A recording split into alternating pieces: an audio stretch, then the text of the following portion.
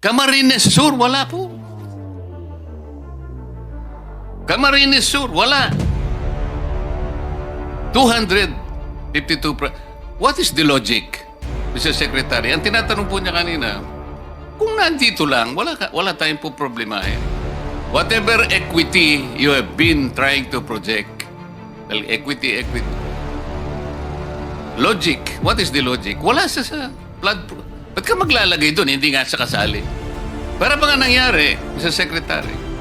Hindi naman siya nagugutom. Doon ka nagbigay ng pagkain. What is the logic? Malalaki po ito eh.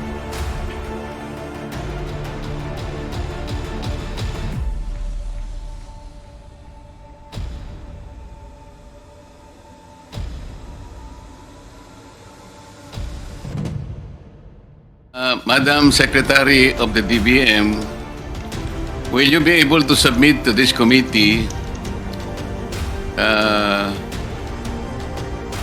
the flood control projects budget from the unprogrammed funds and BICAM insertions starting from 2023, 2024, and 2025? Yun lamang unprogrammed and BICAM insertions, flood control projects. Kasi po, kaya gusto naming emphasize ito, mas malaki po yung kinikita ng politiko dito sa unprogrammed and insertions. Bigyan ko na po kayo ng example. Yung politiko, sabi po sa report, initial report, pagka ganito yung tipo ng project, 30% siya. Yung bidding back and losing bidders, inaayos po yan That's 5%. Project implementation, andyan na yung DE, at saka yung kakutsaba, quality control, 5%. DE and others, 5%. Quality control, 2%. Meron pang COA, 1%. Madam COA, this is an open secret. Regional directors and USEC through the DE, 4%. Contractors tax, 7%. Contractors profit, 15%. Tsaka yung royalty. Ito po yung panghiram-hiram ng mga lisensya. 5%. Alam mo ang total, Madam Secretary? 74%. Ang natitira po sa project, 26% na lang. O ibig sabihin po, kung ang flood control project is 100 million, ang talagang magagamit is 26 million. Talagang walang mangyayari po sa atin. Kaya ko lang po tinatanong, sana padala po ninyo 2023, 24, at saka 2025. We will furnish the committee, Mr. Chair. Okay, tas follow up lang po. Salamat po. Follow up po kasi may valid po yung point niya kanina.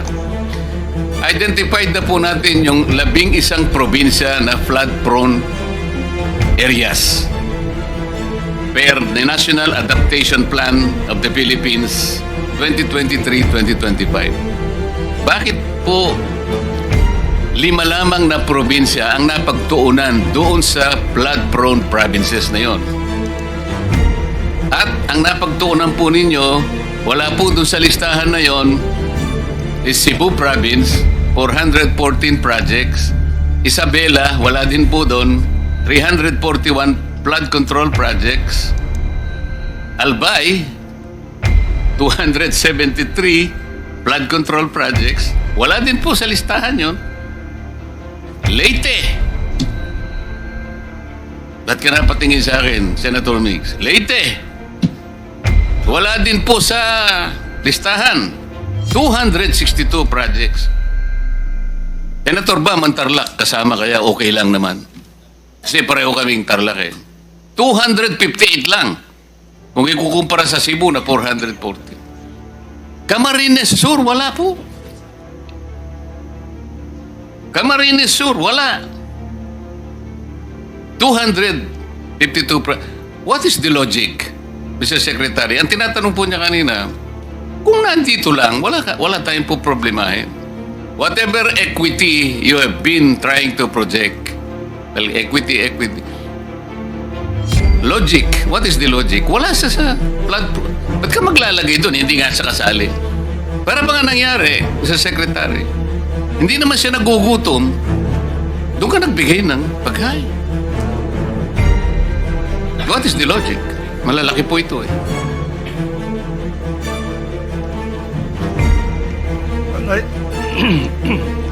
Excuse me, Your Honor, as I've been trying to explain actually, these are actually,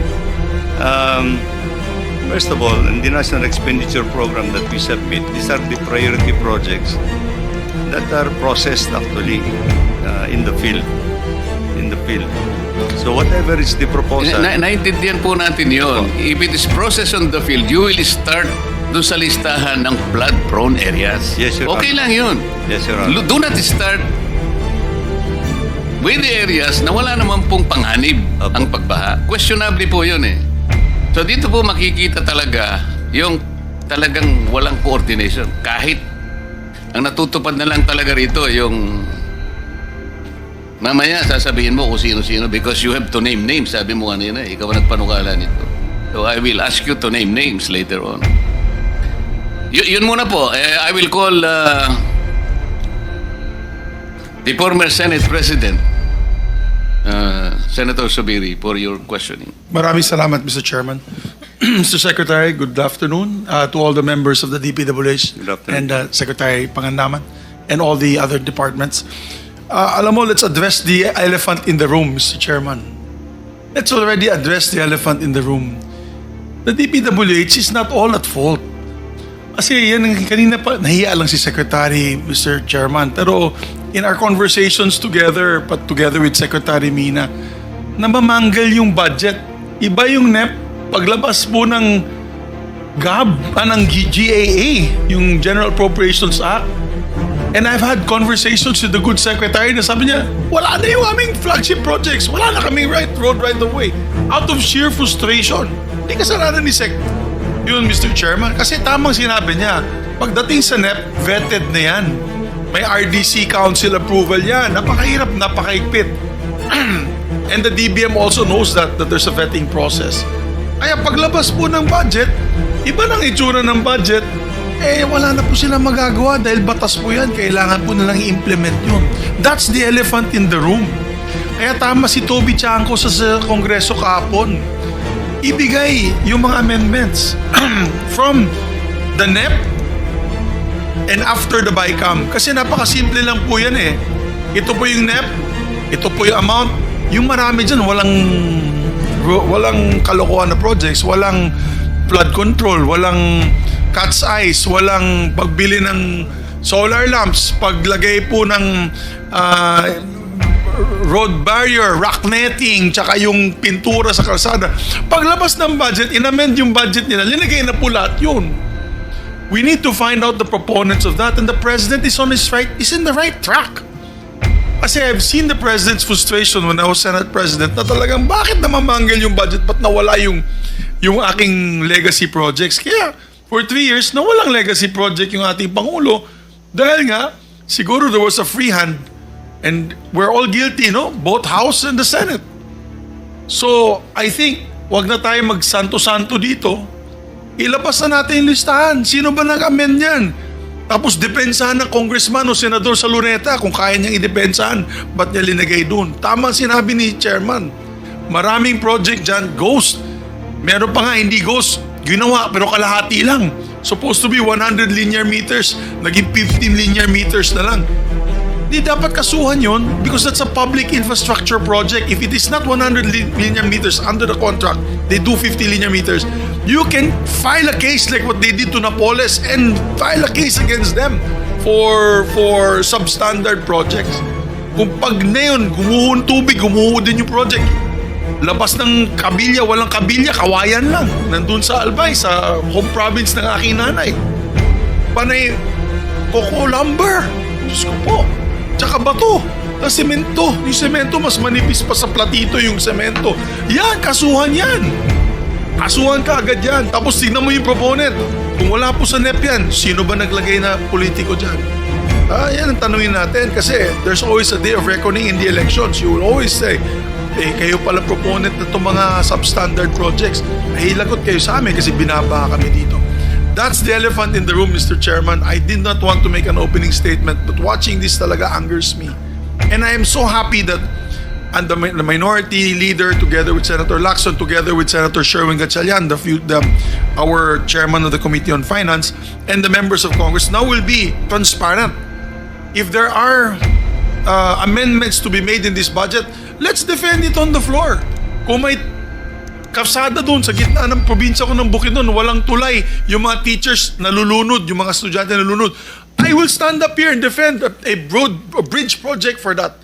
And then convince my colleagues for that amendment with the approval of the local government unit, the RDC, and the DPWH.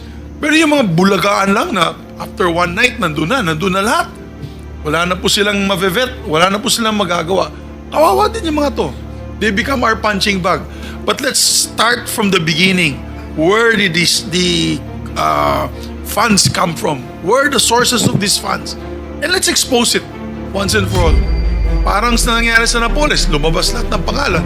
May mga politiko ay ilabas sa mga pangalan. Ilinabas nun at that time it was Chairman Chofisto Ginggona III. Yung anak ni Vice President o Senator. Linabas niya for them to defend themselves in the annals of the halls of the public opinion. So Mr. Chairman, I pray for you. I want you to have more power, more strength, and better health. Because in the next few meetings to come, in the next few hearings to come, people will look towards you and this committee, together with the DPWH and now I'm so happy that Ma'am Mina Pangandaman, she inspects projects na. Maganda po yan, ma'am. You're the only secretary of the DBM that I know who's gone out of the office and actually do actual inspection. Kasi tama po yan, kasi pag humingi sila ng pondo sa project na yan, alam na ni Ma'am Mina, bakit ko bibigyan ng project yan na palpak yung project na yan. So at least alam niya na. So I salute them for now their process for reform. But we must fix what has happened in the past. And if cases have to be filed, let's file the cases if need be. Thank you, Mr. Chairman. Thank you for your prayers, Senator Monsignor. Prayer for you, Mr. Chairman, and the members of this Thank committee. you.